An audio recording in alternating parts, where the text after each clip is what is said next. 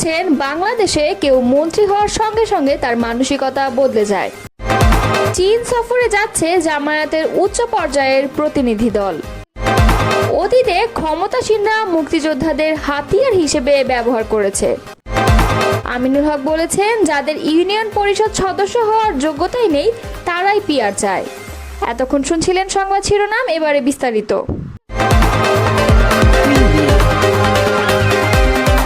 অতীতে যারা রাষ্ট্র ক্ষমতায় ছিল তারা মুক্তিযোদ্ধাদের রাজনৈতিক স্বার্থে ব্যবহার করেছে বলে মন্তব্য করেছেন জামায়াতে ইসলামের কেন্দ্রীয় মজলিসে শুরা সদস্য আবু সবুর ফকির।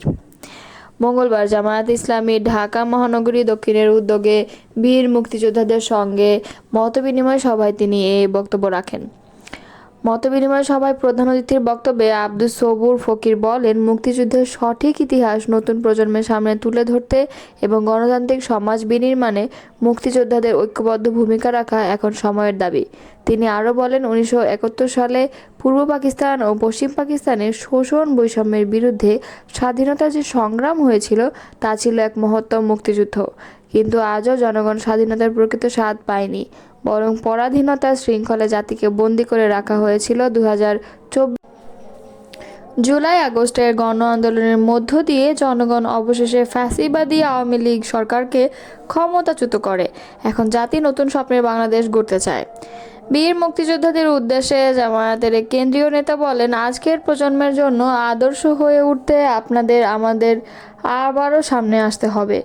মুক্তিযুদ্ধের মূল চেতনা, ন্যায়, স্বাধীনতা ও জনগণের অধিকার প্রতিষ্ঠায় আপনাদের ভূমিকা এখন আরও বেশি প্রয়োজন। আলোচনা সভায় আরও বক্তব্য দেন জাতীয় মুক্তিযোদ্ধা পরিষদের কেন্দ্রীয় সহসভাপতি বীর মুক্তিযোদ্ধা ফজলুল হক, বীর মুক্তিযোদ্ধা মোহাম্মদ শফিকুল ইসলাম, মোহাম্মদ হাফিজ বিন সিদ্দিকী, মোহাম্মদ আব্দুল হাকিম খান প্রমুখ।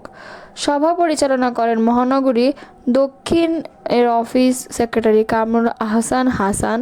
অনুষ্ঠানে অন্যদের মধ্যে উপস্থিত ছিলেন বীর মুক্তিযোদ্ধা মোহাম্মদ আতিকুর রহমান, হাফেজ আহসানুল্লাহ, মোহাম্মদ শাহাবুদ্দিন, মোহাম্মদ ইয়াকুব আলী চৌধুরী, একরামুল হক, মোহাম্মদ আব্দুল সোবহান, সাব্বির আহমদ, গাজী আব্দুল জব্বার সহ আরও অনেকেই। চীন সফরে যাচ্ছে বাংলাদেশ জামায়াতে ইসলামীর শীর্ষ নেতাদের একটি প্রতিনিধি দল। 9 সদস্যের প্রতিনিধি দলের নেতৃত্ব দেবেন জামায়াতে ইসলামের আমির ডক্টর শফিকুর রহমান। উচ্চ পর্যায়ের প্রতিনিধি দল চীন সরকারের আমন্ত্রণে আগামী 11 থেকে 15 জুলাই চীন সফর করবে।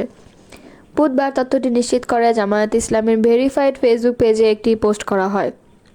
এদিকে গতকাল মঙ্গলবার রাতে ঢাকাস্থ চায়না দূতাবাস চীন সফরের পূর্বে বাংলাদেশ জামায়াতে ইসলামের উচ্চ পর্যায়ের প্রতিনিধি দলের সম্মানে এক সংবর্ধনার আয়োজন করে। অনুষ্ঠানে উপস্থিত থেকে বক্তব্য দেন বাংলাদেশে নিযুক্ত চীন রাষ্ট্রদূত ইয়াও ওয়েন। আমিরে জামায়াত ডক্টর শফিকুর রহমানের নেতৃত্বে সংবর্ধনায় অংশগ্রহণ করেন নায়েবে আমির সাবেক MP doctor Syed Abdullah Mohammad Tahir, secretary general সাবেক এমপি অধ্যাপক মিয়া গোলাম পরোয়ার, সহকারী সেক্রেটারি জেনারেল মাওলানা এটিএম মাসুম, মাওলানা আব্দুল হালিম, মাওলানা মোহাম্মদ শাহজাহান ও অ্যাডভোকেট এহসানুল মাহবুব জুবায়ের, কেন্দ্রীয় নির্বাহী পরিষদ সদস্য সাইফুল আলম খান মিলন এবং মোবারক হোসাইন, সংগঠনের শিল্প ও বাণিজ্য বিভাগের সভাপতি শহীদুল ইসলাম ও সেক্রেটারি ডক্টর আনোয়ারুল আজিম, আমিরে জামায়াতের পিএস নজরুল ইসলাম, ওমর হাসিব শফিউল্লাহ ও নওশাদ আলী ফরহাদ প্রমুখ। অতীতে যারা রাষ্ট্র ক্ষমতায় ছিল তারা মুক্তিযোদ্ধাদের রাজনৈতিক স্বার্থে ব্যবহার করেছে বলে মন্তব্য করেছেন জামায়াতে ইসলামের কেন্দ্রীয় মজলিসে শুরা সদস্য আবু সবুর ফকির। মঙ্গলবার জামায়াতে ইসলামী ঢাকা মহানগরী দক্ষিণের উদ্যোগে বীর মুক্তিযোদ্ধাদের সঙ্গে মতবিনিময় সভায় তিনি এই বক্তব্য রাখেন। মতবিনিময় সভায় প্রধান অতিথির বক্তব্যে আব্দুস সবুর ফকির বলেন, মুক্তিযুদ্ধের সঠিক ইতিহাস নতুন প্রজন্মের সামনে তুলে ধরতে এবং গণতান্ত্রিক সমাজ বিনির্মাণে মুক্তিযোদ্ধাদের ঐক্যবদ্ধ ভূমিকা রাখা এখন সময়ের দাবি। তিনি আরও বলেন, 1971 সালে পূর্ব পাকিস্তান ও পশ্চিম পাকিস্তানের শোষণ বৈষম্যের বিরুদ্ধে স্বাধীনতার যে সংগ্রাম হয়েছিল তা ছিল এক মহত্তম মুক্তিযুদ্ধ।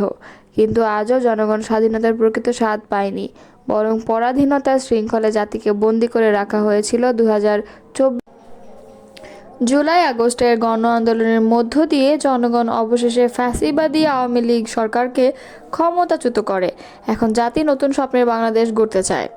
বীর মুক্তিযোদ্ধাদের উদ্দেশ্যে জামায়াতের এক কেন্দ্রীয় নেতা বলেন, আজকের প্রজন্মের জন্য আদর্শ হয়ে উঠতে আপনাদের আমাদের আবারও সামনে আসতে হবে। মুক্তিযুদ্ধের মূল চেতনা, ন্যায়, স্বাধীনতা ও জনগণের অধিকার প্রতিষ্ঠায় আপনাদের ভূমিকা এখন আরও বেশি প্রয়োজন। আলোচনা সভায় আরও বক্তব্য দেন জাতীয় মুক্তিযোদ্ধা পরিষদের কেন্দ্রীয় সহসভাপতি বীর মুক্তিযোদ্ধা ফজলুল হক, বীর মুক্তিযোদ্ধা মোহাম্মদ শফিকুল ইসলাম, মোহাম্মদ হাফিজ বিন সিদ্দিকী, মোহাম্মদ আব্দুল হাকিম খান প্রমুখ। সভা পরিচালনা করেন মহানগরী দক্ষিণ এর অফিস সেক্রেটারি কামরুল আহসান হাসান। অনুষ্ঠানে অন্যদের মধ্যে উপস্থিত ছিলেন বীর মুক্তিযোদ্ধা মোহাম্মদ আতিকুর রহমান, হাফেজ আহসান উল্লাহ, মোহাম্মদ শাহাবুদ্দিন, মোহাম্মদ ইয়াকুব আলী চৌধুরী, একরামুল হক, মোহাম্মদ আব্দুল সোবহান, সাব্বির আহমদ, গাজী আব্দুল জব্বার সহ আরও অনেকেই। বিএনপির কেন্দ্রীয় ক্রীড়া বিষয়ক সম্পাদক ও ঢাকা মহানগর উত্তর বিএনপির আহ্বায়ক আমিনুল হক বলেছেন, যাদের ইউনিয়ন পরিষদের সদস্য হওয়ার যোগ্যতা নেই তারাই এখন পিআর পদ্ধতির মাধ্যমে জাতীয় সংসদে যাওয়ার স্বপ্ন দেখছে। এই স্বপ্ন কখনো বাস্তবায়ন হবে না, কারণ এই পদ্ধতি বাংলাদেশের জনগণের মতামতের সাথে যায় না। মঙ্গলবার গুলশান থানা বিএনপির উদ্যোগে আয়োজিত সদস্য ফরম বিতরণ ও নবায়ন কর্মসূচির অনুষ্ঠানে প্রধান অতিথির বক্তব্যে তিনি এসব কথা বলেন। তিনি আরও বলেন, আপনি নিজেও জানবেন না কে হবেন আপনার সংসদ সদস্য। জনগণ কখনোই এমন একটি অগণতান্ত্রিক ও অস্বচ্ছ পদ্ধতি মেনে নেবে না। কিছু স্বার্থান্বেষী গোষ্ঠী ও নতুন রাজনৈতিক দল গণতান্ত্রিক ব্যবস্থাকে নস্যাৎ করে দিয়ে নির্বাচনকে প্রশ্নবিদ্ধ করতে ষড়যন্ত্রে লিপ্ত রয়েছে বলে দাবি করেন আমিনুল হক। তিনি বলেন, এই ষড়যন্ত্রকারী গোষ্ঠী যতই চেষ্টা করুক সফল হবে না। জনগণের সরকারই আগামী নির্বাচনের প্রতিষ্ঠিত হবে, ষড়যন্ত্রকারীদের বিচার হবে। উল্লেখ করে বিএনপির এই নেতা বলেন, যারা আজকের নির্বাচনকে পিছিয়ে দিতে চায় তারা সবার নজরে আছে। ফেব্রুয়ারির জাতীয় নির্বাচনের পর এসব ষড়যন্ত্রকারীদের আইনের আওতায় আনা হবে, কাউকে ছাড় দেওয়া হবে না। সবাইকে ঐক্যবদ্ধ থাকতে হবে দেশের গণতন্ত্র পুনঃপ্রতিষ্ঠা করার জন্য। তারেক রহমানের নেতৃত্বেই গঠিত হবে নতুন বাংলাদেশ। মন্তব্য করে আমিনুল হক বলেন, গত 5 আগস্ট পতিত স্বৈরাচার সরকার পতনের পর আমরা স্বপ্ন দেখছি একটি শান্তিপূর্ণ, মানবিক ও সমৃদ্ধ বাংলাদেশ গড়ার। তারেক রহমানের নেতৃত্বে সেই স্বপ্ন বাস্তবায়ন হবেই। সুষ্ঠু নির্বাচনের মাধ্যমে একটি জবাবদিহিমূলক সরকার গঠন হবে, যা জনগণের কথা মতো চলবে।